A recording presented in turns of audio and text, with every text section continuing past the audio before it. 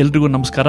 ನಾನು ಸಂತೋಷ್ MS, ಹಿರಿಯ civil ನ್ಯಾಯಾಧೀಶರು ಹಾಗೂ ಸದಸ್ಯ ಕಾರ್ಯದರ್ಶಿಗಳು, ಜಿಲ್ಲಾ ಕಾನೂನು ಸೇವೆಗಳ ಪ್ರಾಧಿಕಾರ, ಶಿವಮೊಗ್ಗ ಮಾತಾಡ್ತಿರೋದು. ನಮ್ಮ ಇತ್ತೀಚಿನ ಸರ್ಕಾರಿ ಆದೇಶದ ಅನುಸಾರ ದಿನಾಂಕ 30/4/2026 ಬಾಕಿ ಇರುವಂತೆ ಎಲ್ಲ ಟ್ರಾಫಿಕ್ ಇ ಚಲಾನ್ ಪ್ರಕರಣಗಳಲ್ಲಿ ದಂಡದ ಮೊತ್ತವನ್ನ 50% ಹಾಗೂ 1991ರಿಂದ 2022ರ ಅವಧಿಯಲ್ಲಿ ದಾಖಲಾದ RTO ಪ್ರಕರಣಗಳಲ್ಲಿ ದಂಡದ ಮೊತ್ತದಲ್ಲಿ 50% ರಿಯಾಯಿತಿಯನ್ನ ನೀಡಿ ಘನ ಸರ್ಕಾರವು ಆದೇಶವನ್ನು ಹೊರಡಿಸಿದೆ. ಈ ದಂಡದ ಮೊತ್ತವನ್ನ ರಿಯಾಯಿತಿ ಒಳಪಟ್ಟು ದಿನಾಂಕ 21/6/2026ರಿಂದ 10/7/2026 ಅಂದ್ರೆ ಇನ್ನು ಕೆಲವೇ ದಿನಗಳಲ್ಲಿ ಮಾತ್ರ ಪಾವತಿ ಮಾಡಬೇಕು.